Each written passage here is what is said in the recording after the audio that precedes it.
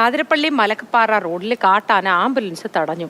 ആനയെ കണ്ടു ഭയന്നോടി പരിക്കേറ്റ ആദിവാസിയെ ചാലക്കുടിയിലെ ആശുപത്രിയിൽ ഇറക്കിയ ശേഷം തിരിച്ചു വരികയായിരുന്ന ആംബുലൻസാണ് കാട്ടാന തടഞ്ഞത്. വിവരങ്ങളുമായി MS ലിഷോയ് ചേരുന്നു. നമുക്ക് ആദ്യം ആ ദൃശ്യങ്ങൾ കാണാം.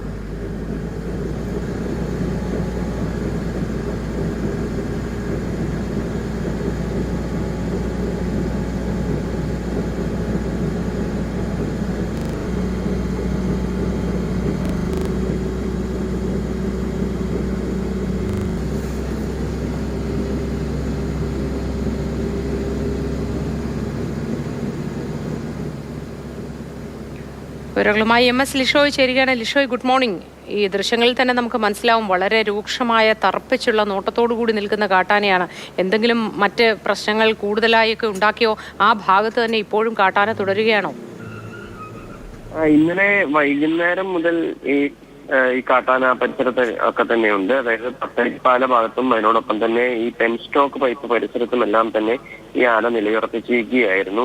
ഇന്നലെ വൈകുന്നേരം 5 മണിക്ക് ഒരു KSRTC ബസ്സും ഇത്തരത്തിൽ ആന തടഞ്ഞിരുന്നു. ഏകദേശം 20 മിനിറ്റോളം ഈ വഴിയുള്ള ഗതാഗതം അങ്ങനെ തടസ്സപ്പെട്ടിരുന്നു.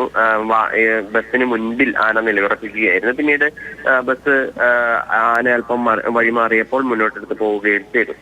ഇന്നലെ രാത്രി 10 മണിയോട് കൂടിയാണ് രണ്ടാമത്തെ സംഭവം ഉണ്ടാകുന്നത്. അതേ ആന തന്നെ ഈ പെൻസ്റ്റോക്ക് പൈപ്പ് പരിസരത്ത് വെച്ച് ഈ ആംബുലൻസ് തടയുകയായിരുന്നു.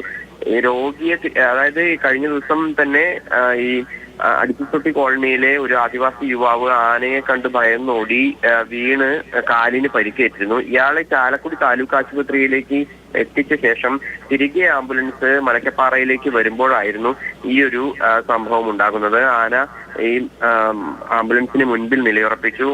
കുറെ നേരം നിന്ന ശേഷം പിന്നീട് ആംബുലൻസിന് നേരെ വരികയും ചെയ്തു. ഈ ആംബുലൻസ് മുന്നോട്ടെടുക്കാതിരുന്നത് കൊണ്ട് തന്നെ ആന പ്രകോപിതനായില്ല. അല്പസമയത്തിന് ശേഷം വീണ്ടും വേഗത്തിൽ ആംബുലൻസ് എടുത്ത് പോവുകയാണ് ഉണ്ടായത്. ഇതോടുകൂടിയാണ് മറ്റ് പ്രശ്നങ്ങളൊന്നും തന്നെ ഇല്ലാതിരുന്നത്. ഈ മേഖലയിൽ സ്ഥിരമായി കാട്ടാനകളുടെ സാന്നിധ്യം ഉള്ളതാണ്. ഇതിപ്പോൾ രണ്ടും കബാലി എന്ന് നാട്ടുകാർ വിളിക്കുന്ന കാട്ടുകൊമ്പനാണ് ഈ 2 വാഹനങ്ങളും തടഞ്ഞിട്ടുള്ളത്.